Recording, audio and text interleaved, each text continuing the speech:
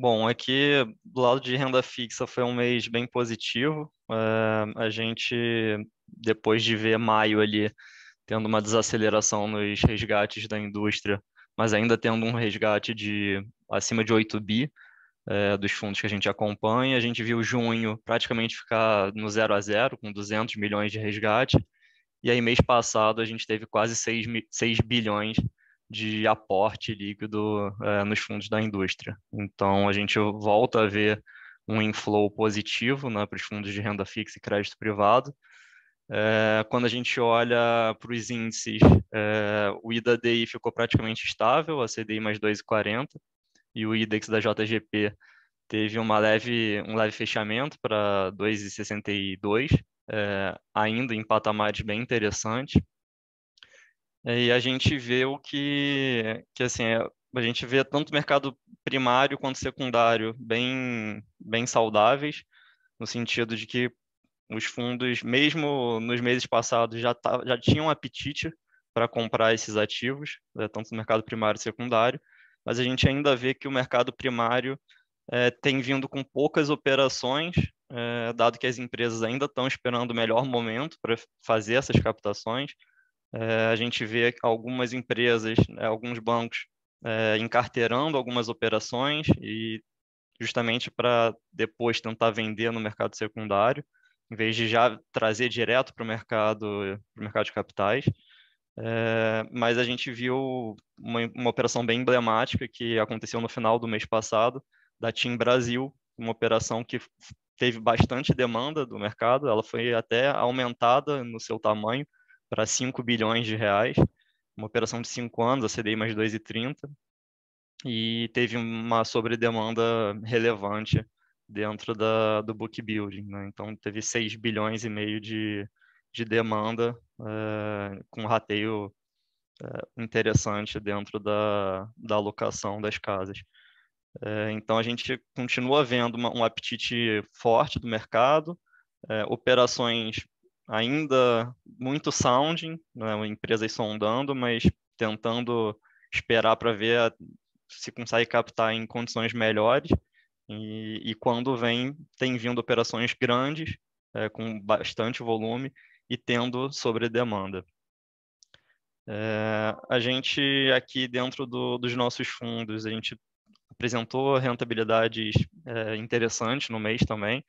Então, na parte líquida aqui, o XP referenciado DI apresentou performance de 1,11%, né? Então 103,6% do CDI no mês. Fundo com uma carteira de crédito com carrego de CDI mais 1,62.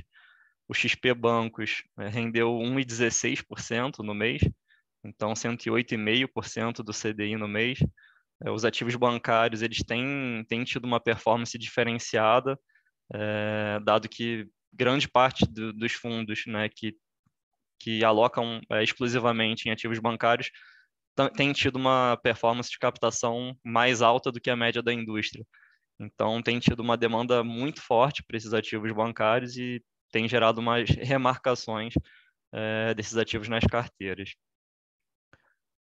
Falando da família Corporate, o XP Corporate Lite, ele entregou uma performance de CDI de 1,27 no mês, então 118,1% do CDI. A gente também tem uma carteira aqui com um carrego bem alto, né, de CDI mais 2,33. O XP Corporate Top entregou 1,28 no mês, então 119,2% do CDI. A gente também tem uma carteira com carrego de CDI mais 3,06%. E o XP Corporate Plus, ele rendeu 1,20 no mês, 111,5% do CDI. A gente abre aqui o mês de agosto com um carrego de CDI mais 3,76 da carteira de crédito. O XPANS entregou uma performance de 1,28% no mês, então 119,5% do CDI. Está com um carrego, né, da carteira de CDI mais 2,59%. E aí, falando dos fundos de previdência, o XP Seguros Crédito Privado teve uma performance de 1,27% no mês de julho. então 118% e 68% do CDI no mês, enquanto os fundos de renda fixa, o XP Icatu Horizonte e o XP Seguros, o Horizonte apresentaram 1,10% no mês, uma performance aí de 102%, 102,3%, 102,7% do CDI no mês, tendo sido beneficiado, né, pela performance dessa carteira de debêntures, em detrimento do book de NTN-Bs. Os fundos de debêntures incentivadas tiveram uma performance muito forte também no mês. A gente segue vendo um apetite bem relevante no mercado secundário para essas operações de debêntures incentivadas, o que tem trazido um fechamento dos spreads com ganho de capital para os nossos mandatos. Então, o XP debêntures incentivadas, ele apresentou um retorno de 1,60% no mês de julho, contra 0,98% do IMA geral. A gente inicia aqui o mês de agosto com um spread de 1,77%, uma duration de 4,9 anos, e o XP debêntures incentivadas RED apresentou um retorno de 1,95% no mês de julho, uma performance de 181% do CDI. Então, o fundo também tem uma carteira com carrego de CDI mais 1,55 e uma duration de 4,8 anos. Então, assim, a gente já começou, né, a temporada de resultados do segundo TRI. A gente tem tido alguns resultados surpreendendo até positivamente, dentro do que a gente tinha de expectativa. E a gente segue vendo aquela toada de empresas conseguindo ter acesso ao mercado de capitais para reforçar a sua estrutura de capital. Então, o Peixoto comentou ali sobre a BRF, que fez um aumento de capital de mais de 5 bi, né, no mês. A gente viu a MRV fazendo uma captação de 1 bi. Né, a gente viu a Viveu agora acabando de precificar um aumento de capital de 1,2 bi, sendo mais de 700 milhões para a primária. Então, a gente segue vendo essa dinâmica de mercado de capitais bem saudável.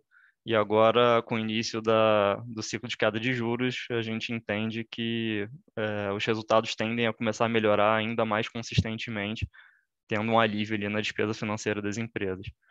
Então, a gente segue bem otimista aqui com os fundos de renda fixa e crédito privado, dado que, apesar de começar a cair a Selic, né, então a rentabilidade nominal dos fundos deveria começar a cair um pouco, a gente ainda vê um spread de crédito em patamar bem interessante versus o histórico, um ótimo momento de alocação para esses fundos.